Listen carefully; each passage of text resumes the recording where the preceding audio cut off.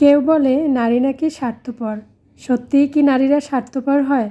কখনো কি শুনেছেন পেট কাটার ভয়ে কোনো নারী বলছে যে আমি মা হতে চাই না? নারী কখনো স্বার্থপর হয় না। নারীর ত্যাগের নাম শরীরের ব্যথা, নির্ঘুম রাত আর মৃত্যুর ঝুঁকি জেনেও যে মানুষটা হাসি মুখে মা হওয়ার জন্য রাজি হয়, আর যাই হোক, সে কখনো স্বার্থপর হতে পারে না। একজন নারী যেভাবে নিজের সুখ শান্তি বিসর্জন দিয়ে সন্তান ও পরিবারকে আগলে রাখেন, তার নিঃস্বার্থতার সবচেয়ে বড় উদাহরণ। আসসালামু আলাইকুম, সবাইকে স্বাগত জানাই নতুন একটি ভিডিওতে। কেমন আছেন সবাই? আশা করছি যে যেখান থেকে দেখছেন সবাই খুব ভালো আছেন, সুস্থ আছেন এবং নিরাপদে আছেন। আর সবাই ভালো থাকুন, সুস্থ থাকুন, এই শুভকামনায় আজকের ভিডিও শুরু করছি।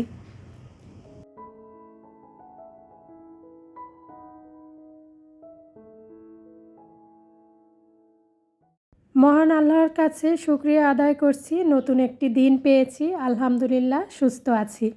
সকালবেলা ঘুম থেকে উঠে নামাজ পড়ে একটু কোরআন তেলাওয়াত করেছি, তারপরে নিজের একটু যত্ন নেওয়া, একটু হাঁটাহাঁটি করা আর সেই সাথে ঘরের টুকটাক কাজ করা।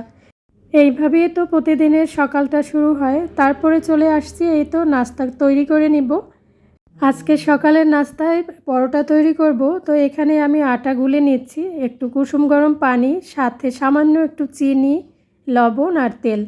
তো এইভাবে করে আমি পরোটার ডোটা তৈরি করে থাকি। তো এইটা এইভাবে করে একটু সময় 10 মিনিট মেখে রেখে দিব। তো এই যে আমি 10 মিনিট কিন্তু রেখে দিব এই পরোটার ডোটা। এতে করে কিন্তু পরোটাটা অনেক বেশি সফট হবে। তো তারপরে আবার ফিরে আসছি, এই তো 10 মিনিট পরে এখন আমি পরোটাগুলো বেলে ভেজে নিব।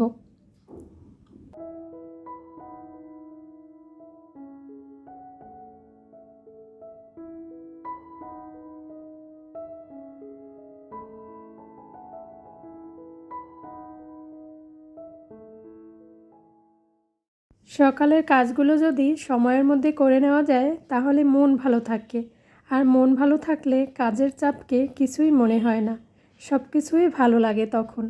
এই যে সকালবেলা উঠে কত কাজ করে থাকি, যদি মন ভালো থাকে তাহলে কিন্তু কাজকে কাজ মনে হয় না, আর যদি মন ভালো না থাকে তাহলে কোনো কাজই মন বসে না। তো সত্যি কথা বলতে কি, দিনের শুরুতে যদি সকালের কাজগুলো তাড়াতাড়ি করে গুছিয়ে নিতে পারি তাহলে সত্যি অনেক বেশি ভালো লাগে, আর মন ফুরফুরা লাগে, সেই সাথে ঘরের কাজগুলো তাড়াতাড়ি করে করে নেওয়া হয়ে যায়। এই যে প্রতিদিন আপনাদের সাথে কাজের গল্পই শেয়ার করি, সত্যি কথা বলতে আমি কিন্তু কাজের মধ্যে ডুবে থাকতেই পছন্দ করি। আর সত্যি কথা বলতে নিজেকে ভালো রাখার সহজ উপায় হলো কাজের মধ্যে নিজেকে ব্যস্ত রাখা।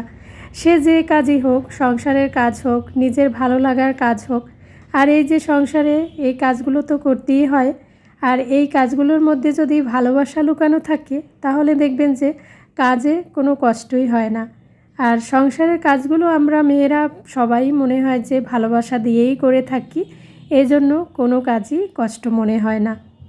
তো এই যে আমার নাস্তা বানানো হয়ে গেছে, পরোটাগুলো ভেজে নিয়েছি, সেই সাথে ডিম ভাজি করেছি, আর এখন একটু সেমাই রান্না করে নিব। আমি খুব সাধারণ একজন গৃহিণী, তাই আমার প্রতিদিনের জীবনটাও চলে খুবই সাধারণ। ছোট ছোট কিছু কাজের ভিড়ে কখনো রান্না করা, কখনো ঘর গোছানো, কখনো ঘর পরিষ্কার করা। তো এই কাজগুলোই আপনাদের সাথে প্রতিদিন শেয়ার করে থাকি।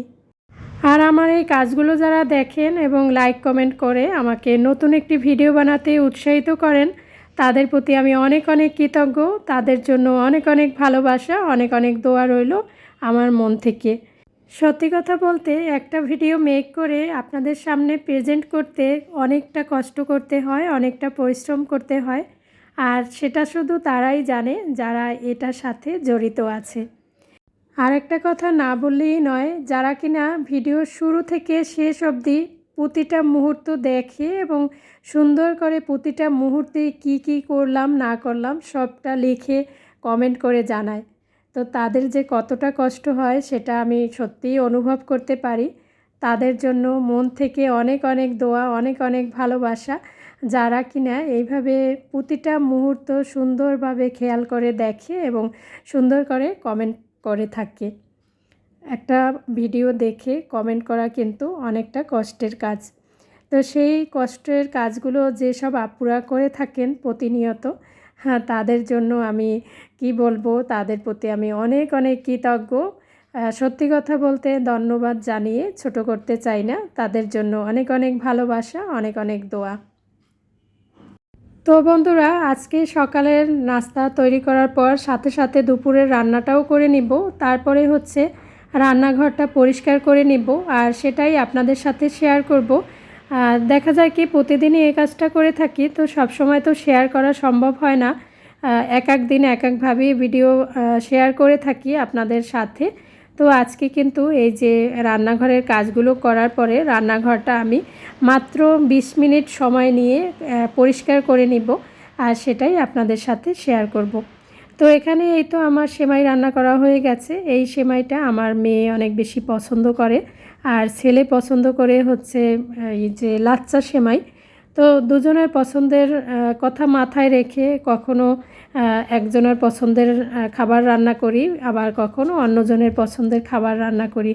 মায়েরা তো এমনই হয়, তাই না? সন্তানের ভালো লাগা মন্দ লাগা সব কিছুরই খেয়াল রাখতে হয়, পছন্দ অপছন্দের। তো এই যে আমি কিন্তু আমার দুপুরের রান্নাবান্নাও করে নিয়েছি। সংসার মানেই তো প্রতিদিন একই কাজ, একই রুটিন, একই ব্যস্ততা, আর সেই সাথে একটু ক্লান্তি আর একটু ভালো লাগা, এগুলো মিশিয়ে থাকে একটা সংসারে। তো এই যে আমার রান্নাবান্না হয়ে গেছে। আজকে কিন্তু একদম খুব সাধারণ রান্নাবান্না করেছি। আজকে শাকসবজি বাসায় ছিল না, আর ভাবছি যে শাকসবজি যেহেতু নাই, এইভাবে করি আজকের দিনটা পার করি। তো এখানে আমি হচ্ছে একটু ডিম আর সাথে চিংড়ি মাছ দুটোই একসাথে করে ভুনা করে নিয়েছি। আর এইভাবে রান্না করলে আমার ছেলে তো ভীষণ পছন্দ করে এই খাবারটা, আর সেই সাথে একটু ডাল রান্না করে নিয়েছি। তো রান্নাবান্না শেষ হয়ে গেছে, এখন হচ্ছে রান্নাঘরটাকে একটু পরিষ্কার করে নিব।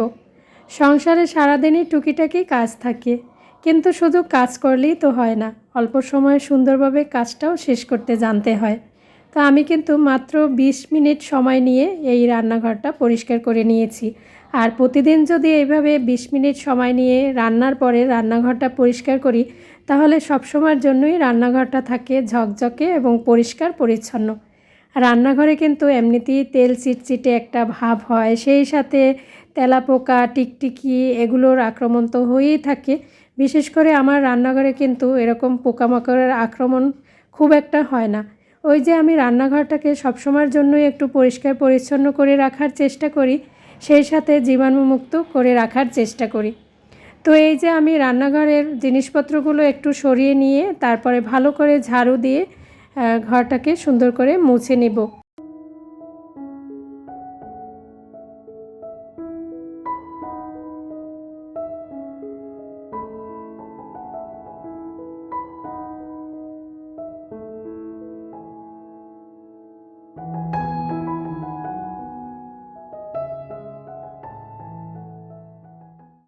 প্রতিদিন যদি একটু সময় নিয়ে রান্নাঘরটা ক্লিন করা হয়, তাহলে দেখবেন যে রান্নাঘরে কখনো ব্যাড স্মেল হয় না।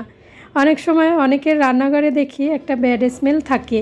তো এই যে প্রতিদিন যদি একটু সময় নিয়ে এই পরিষ্কার পরিচ্ছন্নতার কাজ করে নেওয়া যায়, তাহলে কিন্তু সেই ব্যাপারটা হয় না, আর সেই সাথে পোকামাকড়ের আক্রমণটাও হয় না। তো এই যে আমি কিন্তু ফ্লোরটাকে সুন্দর করে ঝাড়ু দিয়ে নিয়েছি এবং এখান থেকে জিনিসপত্র সব সরিয়ে নিয়েছি, তারপরে সুন্দর করে মুছে নেব। তো এই পানির সাথে কিন্তু আমি ভিম লিকুইড আর একটু বেকিং সোডা এটা ইউজ করে থাকি, আর সেই সাথে একটু স্যাভলন ইউজ করে থাকি। আর এইভাবে করে আমি ফ্লোর পরিষ্কার করে থাকি। আমি ফ্লোর পরিষ্কার করার জন্য আলাদা কিছু ক্লিনার কিনি না। তো এই যে আমি সুন্দর করে কিন্তু পুরোটা রান্নাঘর এইভাবে করে মুছে নিব, আর এর সাথে একটু কুসুম গরম পানি দিয়ে থাকি, এতে করে কিন্তু এই পোকামাকড়ের যে আক্রমণ সেটা হয় না। তো এই যে দেখুন আমার রান্নাঘরের ফ্লোরটা সুন্দর করে ক্লিন করে নেওয়া হয়ে গেছে। তারপরে উপরের সাইডটা তো সবসময়ই পরিষ্কার পরিচ্ছন্ন থাকে, তারপরেও একটু করে নিচ্ছি, যেহেতু এখানে রান্নাবান্না করা হয়েছে, রান্নার পরে তো আবার ময়লা হয়, আর এই কাজগুলো প্রতিদিনই করতে হয়। তো এই যে সিঙ্কটা ভালো করে পরিষ্কার করে নিব এবং তার আশপাশে সব কিছুই সুন্দর করে পরিষ্কার করে নিব। তো এখানে আমি যে লিকুইড সলিউশন ইউজ করি সেটা একটু শেষ হয়ে গেছে, এটা বানিয়ে নিচ্ছি। এখানে পানি দিয়েছি, সাথে হচ্ছে একটু বেকিং সোডা আর হলো এই যে ভিনেগার, আর এর সাথে দিয়ে দেব একটু ডিশওয়াশার যে ভিম লিকুইড এটা। তা আমি যেহেতু এটা ইউজ করি আর এটা দিয়েই কিন্তু এই লিকুইড সলিউশনটা বানিয়ে থাকি। আর এই যে লিকুইড সলিউশনটা এটা কিন্তু আমি ডাইনিং টেবিল পরিষ্কার করার কাজেও ব্যবহার করে থাকি। সেই সাথে রান্নাঘরের ওয়ালগুলোতেও এইভাবে করে একটু স্প্রে করে পরিষ্কার করে নেই।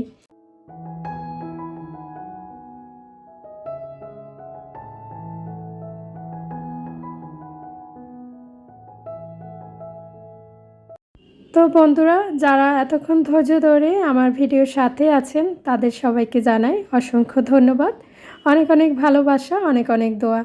আমার প্রিয় আপুরা সবসময় সুন্দর সুন্দর করে কমেন্ট করে, যেগুলো আপনাদের সাথে শেয়ার করতে ইচ্ছে করে। আজকে কয়েকজন আপুদের কমেন্ট পড়ে শোনাবো। M lifestyle blogger Rebeka Sultana আপু লিখেছেন, আসসালামু আলাইকুম আপু।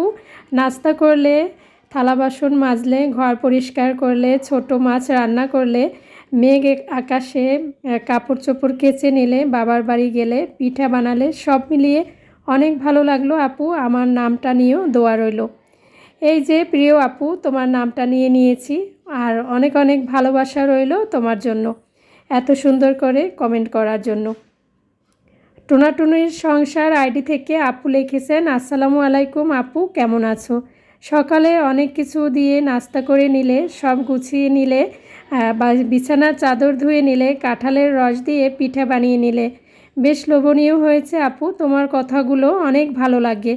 যাই হোক আপু, অনেক অনেক ভালোবাসা আর দোয়া রইল তোমার জন্য।